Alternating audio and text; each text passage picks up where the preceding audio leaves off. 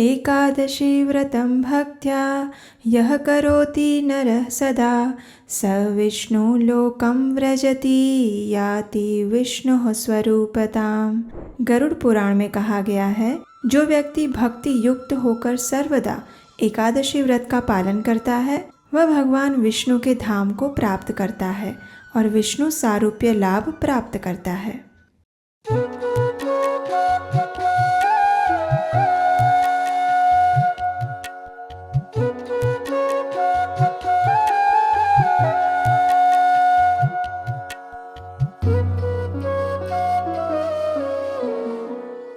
हरे कृष्णा। एक बार भगवान शिव और माता पार्वती कैलाश पर्वत पर किसी महत्वपूर्ण बात पर चर्चा कर रहे थे। उस चर्चा में एकादशी का विषय निकल आया तो भगवान शिव ने माता पार्वती से कहा, ब्राह्मणः क्षत्रिया वैश्यः स्त्रियः शूद्राश्च जागरे हीनवर्णा अन्त्यजाश्च राक्षसा दैत्यदानवः प्राप्तास्ते परमस्थानं श्री विष्णुर्जागरे कृते। अर्थात भले ही कोई ब्राह्मण, क्षत्रिय, वैश्य, शूद्र, स्त्री, पतितात्मा, अवांछित संतान या फिर कितना ही दुरात्मा क्यों न हो, लेकिन इनमें से कोई भी यदि एकादशी व्रत का पालन करता हो तो उसे भगवान विष्णु का धाम अवश्य प्राप्त होगा। एकादशी की महिमा सुनकर माता पार्वती ने धन्यता का अनुभव किया और यही संदेश भगवान शिव ने संपूर्ण मानव जाति को भी दिया है। ऐसी ही परम कल्याणकारी एक और एकादशी ने हमारे जीवन में दस्तक दे दी है और ये एकादशी है चैत्र मास के कृष्ण पक्ष में आने वाली पाप मोचनी एकादशी। इस वर्ष 18 मार्च शनिवार को हम उसका पालन करेंगे। ये एकादशी अपने नाम के अनुरूप ही मनुष्य के कठिनतम पापों का भी मोचन यानी नाश करती है। तो चलिए इस एकादशी की पौराणिक कथा का श्रवण करते हैं। एक समय जब धर्मराज युधिष्ठिर और परम भगवान श्री कृष्ण के बीच संवाद हो रहा था तो युधिष्ठिर महाराज ने पूछा, हे केशव, चैत्र मास के कृष्ण पक्ष में कौन सी एकादशी आती है और उसका महात्म्य क्या है? अब आप कृपया उसके विषय में मेरी जिज्ञासा को संतुष्ट करें। युधिष्ठिर महाराज का प्रश्न सुनकर परम भगवान श्री कृष्ण कहते हैं, हे धर्मराज, चैत्र मास के कृष्ण पक्ष में आने वाली एकादशी को पाप मोचनी एकादशी कहा जाता है। ये एकादशी समस्त पापों का नाश करने वाली है और इसके पालन से व्यक्ति को अष्ट सिद्धि की प्राप्ति होती है। एक समय लोमस ऋषि ने राजा मांधाता को इसी एकादशी की महिमा का वर्णन कह सुनाया था। मैं आपको वही पौराणिक कथा सुनाता हूँ, ध्यानपूर्वक सुनिए। अनेक वर्षों पूर्व ये घटना घटित हुई थी। देवताओं के कोषाध्यक्ष है कुबेर और उनके पास चैत्ररथ नामक एक अत्यंत सुंदर उपवन था। सबको मोहित करने वाले इस उपवन में संपूर्ण वर्ष के दौरान वसंत ऋतु का वास रहता था। वहाँ के झरनों को छूकर बहने वाली हवा की लहरें शीतलता प्रदान करती और सुगंधित पुष्पों से संपूर्ण उपवन महकता रहता था। यहाँ न सिर्फ स्वर्ग के देवता भ्रमण के लिए आते थे, अपितु स्वयं देवराज इंद्र भी अनेक अप्सराओं के साथ चैत्र वैशाख मास में इस उपवन में क्रीड़ा करने के लिए आया करते थे। अब एक बार हुआ यूं कि इसी उपवन में मेधावी नामक एक बहुत बड़े शिव भक्त ऋषि तपस्या कर रहे थे। उनकी तपस्या इतनी उग्र थी कि उसे देखकर कई अप्सरा उनसे प्रभावित होती थी, लेकिन कोई भी उनकी तपस्या भंग करने में सफल नहीं हो पा रही थी। इसी अप्सरा के समुदाय में एक अप्सरा थी जिसका नाम था मंजू घोषा। जब उसने ये देखा तो उसके मन में विचार आया कि क्यों ना इस कार्य को मैं सिद्ध करके दिखाऊं। बस यही सोचकर मंजू घोषा बिना किसी कारण ही केवल अपने अहंकार की पूर्ति करने के लिए ऋषि मेधावी की तपस्या भंग करने का निश्चय करती है और आ जाती है चैत्ररथ उपवन में। उसने अपना रहने का स्थान भी वहीं ऋषि की कुटिया के समीप बना लिया। दिन रात वह उन्हें रिझाने का प्रयास करती रही, कभी मधुर स्वरों में गीत सुनाकर तो कभी अपने वस्त्र और आभूषणों की झनकार से उन्हें आकर्षित करने का प्रयास करके। लेकिन ऐसा लग रहा था मानो उसके प्रयास विफल हो रहे थे।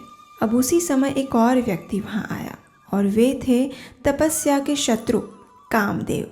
अब आप तो जानते ही हैं कि शिवजी ने कामदेव को जलाकर भस्म कर दिया था, इसलिए उसके पास शरीर तो नहीं था, लेकिन उनकी शक्तियां आज भी उतनी ही प्रबल थी। शिवजी से बदला लेने के भाव से ही तो उसने मंजू घोषा का साथ देने का निर्णय लिया था और मेधावी ऋषि की तपस्या भंग करने के इस कार्य को पूर्ण करने के लिए कामदेव ने स्वयं मेधावी ऋषि के शरीर में प्रवेश किया और समय का लाभ उठाते हुए उसी क्षण कामासक्त मंजू घोषा ऋषि के समीप पहुंची। बस फिर क्या था, ऋषि की तपस्या भंग हुई और ऋषि और मंजू घोषा एक साथ रहने लगे। समय बीतता गया, दिन रात महीने और साल बीत गए। आखिर जब मंजू घोषा को विश्वास हुआ कि अब ऋषि का संपूर्ण पतन हो चुका है, तो उसने स्वर्गलोक वापस लौटने का निर्णय किया और उसने ऋषि के पास जाकर आज्ञा मांगते हुए कहा, हे ऋषिवर, कृपया अब मुझे स्वर्ग जाने की अनुमति दीजिए। ये बात सुनते ही ऋषि मेधावी ने कहा, हे सुंदरी, तुम अभी संध्या में ही तो आई हो, रात्रि ठहर जाओ, कल प्रातः होते ही चले जाना। और मंजू घोषा रुक गई। इस प्रकार 57 वर्ष 9 महीने और 3 दिन बीत गए, लेकिन कामदेव का प्रभाव इतना गहरा था कि ऋषि मेधावी को यह संपूर्ण काल अर्धरात्रि के समान लग रहा था। अब फिर एक बार मंजू घोषा ने ऋषि से जाने की अनुमति मांगी और फिर एक बार ऋषि ने उसे रुक जाने के लिए कहा, लेकिन अब मंजू घोषा ऋषि की यौगिक शक्ति से भयभीत हो चुकी थी। उसने मुस्कुराते हुए और अपने भय को छिपाते हुए ऋषि से कहा, हे ऋषि, आपको प्रातः विधि में कितना समय लगेगा? मेरे संग में बिताए गए समय का ध्यान करिए। क्या आपको अभी भी तृप्ति नहीं हुई है? जब ऋषि ने ये सुना तो उन्हें विश्वास नहीं हो रहा था। उन्होंने काल की गणना की और फिर अश्रुपूरित नेत्रों से प्रायश्चित करते हुए बोलने लगे, अरे रे सुंदरी, मैंने अपने जीवन के 57 वर्ष व्यर्थ कर दिए। सच में तुमने मेरे जीवन और तपस्या दोनों का सर्वनाश कर दिया और मुझे ध्यान भी नहीं आया। सच में तुमने मेरे जीवन में एक चुड़ैल जैसा कार्य किया है, इसलिए मैं तुम्हें श्राप देता हूँ कि तुम इसी क्षण पिशाच योनि में चली जाओगी। अब ऋषि के इस श्राप को सुनकर मंजू घोषा अत्यंत भयभीत हो गई। वह कांपते हुए ऋषि से क्षमा प्रार्थना करने लगी, उनसे उस श्राप से मुक्त होने का कोई उपाय पूछने लगी। लेकिन मेधावी ऋषि ने उसे कहा, इस श्राप को मैं मिथ्या नहीं कर सकता, लेकिन यदि तुम इस योनि में रहकर भी चैत्र मास के कृष्ण पक्ष में आने वाली पाप मोचनी एकादशी का गंभीरता पूर्वक पालन करोगी तो तुम इस पिशाच योनि से मुक्ति प्राप्त कर पाओगी। बस इतना कहकर मेधावी ऋषि वहां से चले गए। अपनी भूल का पश्चाताप करने के लिए सीधे गए अपने पिता च्यवन ऋषि के आश्रम में। वहां पहुंचते ही वे अपने पिता के चरणों में गिर पड़े और उनसे क्षमा याचना करते हुए सारा वृत्तांत कह सुनाया। अंत में मेधावी ऋषि ने कहा, हे पिताश्री, मैंने स्त्री संग में आसक्त होकर अपनी सारी तपस्या नष्ट कर दी। कृपया मुझे कोई ऐसा मार्ग बताइए जिससे मैं इसका प्रायश्चित कर सकूं। पश्चाताप की अग्नि में जल रहे अपने पुत्र के शब्द सुनकर अत्यंत दुखी हुए च्यवन ऋषि ने कहा, निसंदेह पुत्र, तुमने अत्यंत भयंकर भूल की है और इसका प्रायश्चित केवल यही हो सकता है कि तुम चैत्र मास के कृष्ण पक्ष में आने वाली पाप मोचनी एकादशी का अत्यंत कठोरता पूर्वक पालन करो। ऐसा करने से ही तुम इस पाप से मुक्त हो पाओगे। इस प्रकार मेधावी ऋषि ने उत्साह पूर्वक और कठोरता से पाप मोचनी एकादशी का पालन किया। इस व्रत के प्रभाव से उनके पाप का प्रायश्चित हुआ और उन्हें अपना तपोबल पुनः प्राप्त हुआ। पाप मोचनी एकादशी का पालन करने से मंजू घोषा भी पिशाच योनि से मुक्त हुई और प्रसन्नता पूर्वक स्वर्गलोक वापस चली गई। अब इस कथा का समापन करते हुए भगवान श्री कृष्ण ने युधिष्ठिर महाराज से कहा, हे राजन, इस व्रत के श्रद्धा पूर्वक पालन करने से व्यक्ति के समस्त पापों का नाश हो जाता है।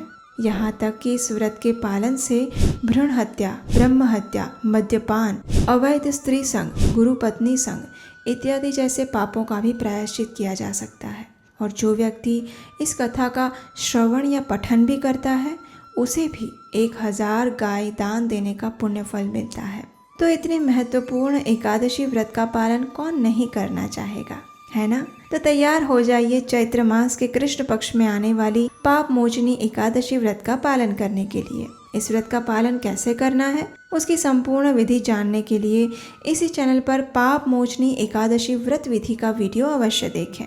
उसका लिंक नीचे डिस्क्रिप्शन बॉक्स में भी दिया गया है। और हाँ, वो सुनने से पहले आपके अपने इस चैनल को सब्सक्राइब ज़रूर कीजिएगा और इस कथा को लाइक करके अधिक से अधिक लोगों तक पहुंचाइए। अगर आपको पाप मोचनी एकादशी कथा सुनने में आनंद आया है और आप चाहते हैं कि एकादशी की महिमा का गान ऐसे ही चलता रहे, तो आप हमें इस कार्य के लिए अगली एकादशी वीडियो कथा के लिए सहायता कर सकते हैं। स्क्रीन पर दिए गए नंबर पर अपना आर्थिक योगदान भेजकर, क्योंकि आपके योगदान से ही हम वैदिक संस्कृति के इस महान एकादशी व्रत की महिमा को पूरे विश्व में प्रसारित कर पा रहे हैं। तो चलिए, समस्त पापों का मोचन करने वाली इस पाप मोचनी एकादशी का श्रद्धा, निष्ठा और नियम पूर्वक पालन करते हैं और अपने आध्यात्मिक जीवन में प्रगति करते हैं। हरे कृष्णा।